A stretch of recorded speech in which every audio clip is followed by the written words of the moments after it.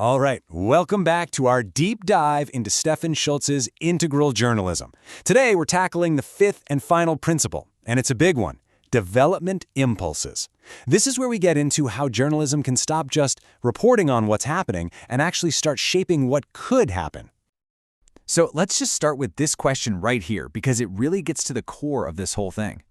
What if journalism didn't just report on problems, but actively helped shape the future? I mean, just think about that for a second. What if journalism could be a real force for positive change?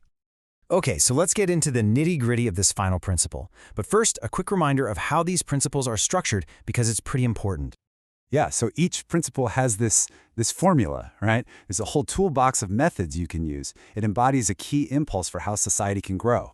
And when you put those two together, you get what Schultz calls a superpower. And all of this creates a totally new identity, a new role for journalists to explore. And that brings us to the superhero for this principle. Remember how Schultz created a character for each one to really bring it to life? Well, let's meet the one for this final principle, the solutionist. So her name is Amina Almas, but everyone just calls her the solutionist. And her story is really the story of this principle. She grew up in a world just filled with conflict, non-stop criticism, and she saw firsthand how that just paralyzes people. It makes them feel hopeless. So she decided to pioneer a whole new kind of journalism, something truly transformative. Okay, now this slide is really interesting. It's Schultz's polarity map. On the left, you've got kritisches thinking, which is just critical thinking. And on the right, Zuversicht, which means confidence. Now here's the trick. If you go too far into critical thinking, you end up in negativism, this negative, paralyzing problem trance.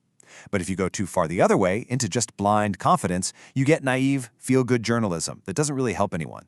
The sweet spot, the goal, is to stay right in that creative tension between the two.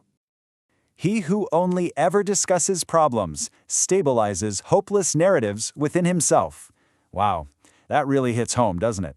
The whole point here is to break out of that problem trance, That feeling of paralysis that we all get from just being bombarded by negativity in the media with no way forward. So, the big question is, how does the solutionist actually do this? How do you put this into practice? Well, it starts with something you might have heard of, constructive journalism. But believe me, it goes way, way deeper than that. Let's take a look. The method has a big name, systemic transformative reporting, but the idea behind it is actually pretty simple and kind of mind-blowing. It is not about imagining some far-off utopia. It's about finding places in the world, little pockets or niches where a better, more mature future is already happening right now. And here's a fantastic real-world example. Schultz himself did this. He went to Ghent in Belgium and found a community that was already living a commons economy. A whole system built on shared resources and collaboration. So he wasn't making stuff up or dreaming about the future. He was reporting on something real, something tangible, to give his audience what he calls a reference experience, a real taste of what's actually possible. But okay, how do you get people to actually listen to these stories, especially when they sound so different? A lot of people are naturally skeptical, right? Well, Schultz uses a really clever process adapted from Robert Keegan called immunity to change. It's basically 3 steps. First, you anticipate the resistance. You figure out what your audience is going to push back on. Then, you try to understand the hidden beliefs driving that resistance. And finally, and this is the key part, you address those exact points proactively right there in your story.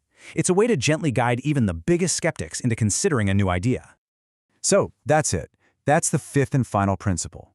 But as you can imagine, when Schultz started bringing these ideas into traditional newsrooms, he hit a bit of a wall, a very common problem, actually.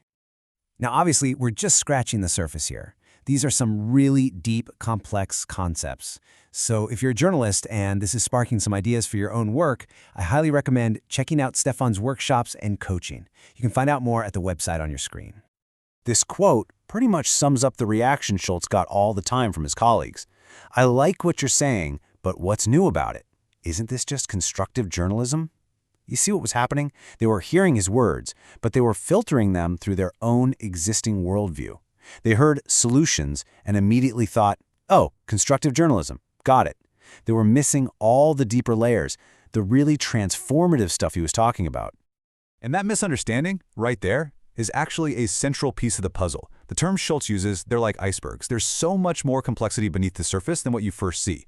So in our next explainer, that's exactly what we're going to do. We're going to show how all 5 of these principles connect and build on each other, layer by layer, to unlock their true superpower when they're all working together. You won't want to miss it.